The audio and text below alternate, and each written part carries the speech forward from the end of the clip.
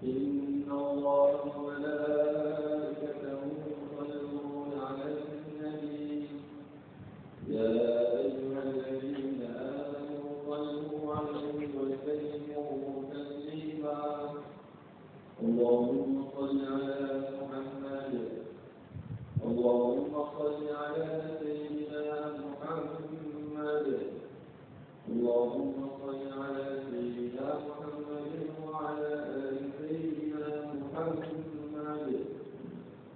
السلام عليكم ورحمة الله وبركاته.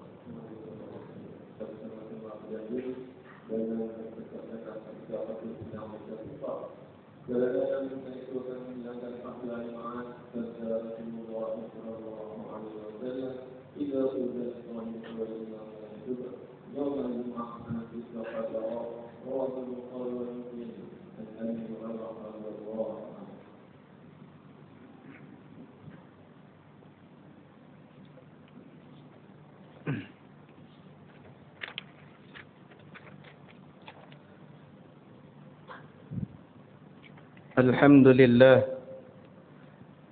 لله ألف بين قلوبنا وجعل البيوت رحمة وسكنا أشهد أن لا إله إلا الله وحده لا شريك له وأشهد أن محمدا عبده ورسوله اللهم صل وسلم وبارك على سيدنا وحبيبنا محمد وعلى آله وصحبه ومن تبعهم بإحسان إلى يوم الدين أما بعد فيا أيها الحاضرون اتقوا الله أوصيكم ونفسي بتقوى الله فقد فاز المتقون قال الله تعالى أعوذ بالله من الشيطان الرجيم يا أيها الذين آمنوا اتقوا الله حق تقاته ولا تموتن إلا وأنتم مسلمون.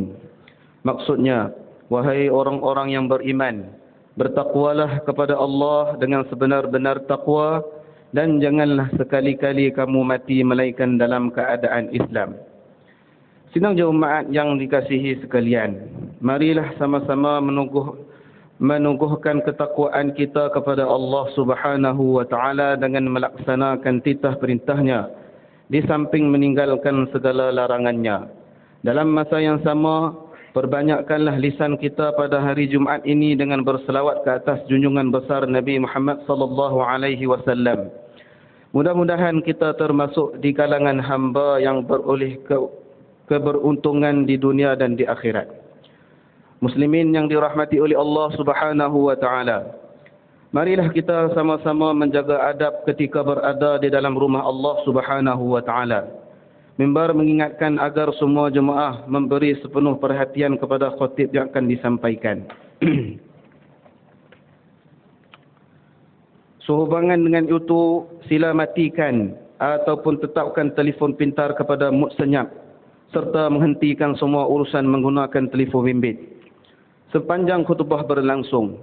Elakkan daripada membaca mesej, melayan media sosial, merekam gambar ataupun video, menjawab panggilan telefon atau melakukan apa aktiviti yang boleh mengganggu tumpuan terhadap khutbah. Mimbar pada hari ini akan membawakan satu tajuk yang amat besar, terutamanya dalam pembinaan sebuah negara iaitu keluarga sakinah, asas negara rahmah. Saudaraku sidang muslimin yang dirahmati oleh Allah Subhanahu wa taala, institusi keluarga bukanlah sekadar unit sosial yang kecil, malah ia adalah tunjang utama dan asas kepada pembinaan sebuah masyarakat dan negara yang aman, sejahtera dan diberkati oleh Allah Subhanahu wa taala. Konsep negara rahmah yang menjadi aspirasi kita semua tidak mampu dicapai sekiranya unit keluarga di dalamnya rapuh dan berpecah belah. Sebagaimana sebuah bangunan yang kukuh memerlukan bata-bata yang kuat, begitu jugalah sebuah negara yang rahmah memerlukan keluarga-keluarga yang sakinah sebagai batu asasnya. Justru usaha membina keluarga sakinah bukanlah semata-mata tanggungjawab individu ataupun pasangan suami isteri sahaja, malah ia adalah agenda besar negara yang perlu dipupuk dengan diusahakan oleh semua pihak. Dunia hari ini memperlihatkan institusi keluarga berhadapan dengan pelbagai cabaran. Kesibukan mencari rezeki menyebabkan masa bersama keluarga semakin berkurangan. Telefon pintar yang media sosial yang sepatutnya menjadi alat perhubungan pula kadang-kala menjadi punca renggangnya hubungan suami isteri, ibu bapa dan anak-anak, bahkan sesama adik-beradik. Tidak kurang juga isu pengabaian tanggungjawab, keganasan rumah tangga, keruntuhan akhlak remaja, ketagihan permainan dalam talian serta peningkatan kes kekeluargaan yang meninggalkan kesan besar kepada anak-anak. Semua ini mengingatkan kita bahawa membina keluarga sakinah berhajat kepada ilmu, kesabaran, pengorbanan juga bimbingan agama yang berterusan. Sidang Jumaat yang dimuliakan, mimbar ingin berkongsi beberapa asas penting bagi membina keluarga sakinah untuk dihayati bersama. Pertamanya, asas akidah dan ibadah. Keluarga yang sakinah bermula daripada rumah tangga yang diasaskan atas dasar iman dan takwa kepada Allah. Ibu bapa perlu menjadi qudwah teladan dalam mendirikan salat, membaca Al-Quran dan mengamalkan ajaran Islam dalam kehidupan seharian. Rumah yang sentiasa disemarakkan dengan zikir dan ibadah akan menjadi rumah yang diberkati dan dijauhi segala gangguan syaitan. Yang keduanya, asas kasih sayang dan komunikasi. Hubungan antara suami isteri serta ibu bapa dan anak-anak perlu dipupuk dengan komunikasi yang berhikmah, penuh kasih sayang dan saling memahami. Sikap saling bertolak ansur, memaafkan kesilapan serta memberi ruang untuk bermusyawarah dalam menyelesaikan sebarang permasalahan rumah tangga adalah kunci kepada keharmonian keluarga. Yang ketiga, asas pendidikan. Ibu bapa memikul amanah besar dalam mendidik anak-anak menjadi generasi yang berakhlak mulia, berilmu dan bertanggungjawab. Yang keempatnya, asas ekonomi dan tanggungjawab. Pengurusan ekonomi keluarga yang berhemah, halal sumber rezekinya serta pembahagian tanggungjawab yang adil antara suami dan isteri turut menyumbang kepada ketenangan sebuah rumah tangga. Lantas menjauhkan keluarga daripada tekanan yang boleh membawa kepada keretakan.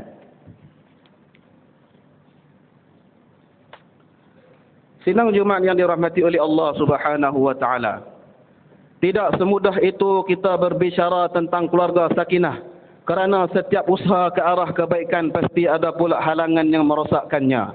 Antara perkara yang boleh merosakkan pembinaan keluarga sakinah, keluarga yang aman, bahagia dan berbakti iaitu satu, kurang penghayatan agama, mengabaikan ajaran Islam menyebabkan hilangnya panduan dalam kehidupan berkeluarga.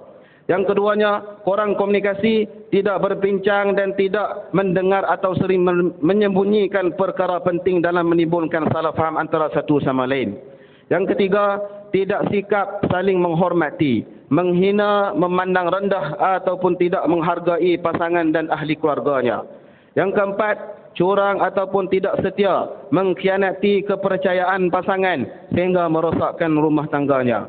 Yang kelima, keganasan rumah tangga, sama ada keganasan fizikal, emosi ataupun lisan. Yang keenam, masalah keuangan, boros, berhutang, tanpa kawalan, tidak bertanggungjawab mengurus keuangan keluarga. Yang ketujuh, pengaruh negatif seperti penyalahgunaan dadah, alkohol, berjudi ataupun pergaulan yang tidak sihat. Yang ke-8, kurang tanggungjawab, mengabaikan nafkah, pendidikan anak-anak ataupun tugas sebagai suami, isteri ataupun ibu bapa dan sebagainya. Oleh itu, proses pembinaan keluarga sakinah memerlukan iman dan takwa dan juga kasih sayang. Komunikasi yang baik, saling menghormati serta bekerjasama antara semua ahli keluarga untuk mewujudkan rumah tangga yang harmoni dan sejahtera. Apabila setiap keluarga di negara ini berjaya membina sakinah dalam rumah tangga masing-masing, maka natijahnya akan lahir sebuah masyarakat yang penyayang, harmoni dan saling membantu. Inilah asas sebenar kepada gagasan negara rahmah yang bukan sekadar slogan tetapi satu realiti yang terpancar daripada institusi keluarga yang sakinah. Oleh itu, marilah kita kukuhkan institusi keluarga dengan memperbanyakkan ilmu kekeluargaan, mengeratkan hubungan silaturahim, menghidupkan budaya saling nasihat menasihati, serta menjadikan rumah sebagai tempat mendidik jua menyamai nilai-nilai Islam yang murni. Sesungguhnya, keluarga bahagia akan melahirkan masyarakat yang penyayang, bertanggungjawab, saling membantu antara satu sama lain. Masyarakat yang demikian akan menjadi asas kepada terbentuknya sebuah negara yang aman, makmur dan dirahmati oleh Allah Subhanahu wa taala. A'udzu billahi minasyaitonir rajim. Al-malu wal banuna zinatul hayatid dunya wal baqiyatus salihat khairun 'inda rabbika thawaban wa khairun amala. Suratul Kahfi. Maksudnya, harta benda dan anak-anak adalah perhiasan kehidupan dunia, tetapi amal-amal kebajikan yang kekal pahalanya lebih baik di sisi Tuhanmu sebagai balasan dan lebih baik sebagai asas yang memberi harapan. Barakallahu li wa lakum fil Qur'anil azim wa nafa'ani wa iyyakum bima fihi minal ayati wadh-dhikril hakim wa taqabbala minni wa minkum tilawatah innahu huwas sami'ul alim. أقول قولي هذا وأستغفر الله العظيم لي ولكم ولسائر المسلمين والمسلمات والمؤمنين والمؤمنات فاستغفروه فيا فوز المستغفرين ويا نجاة التائبين.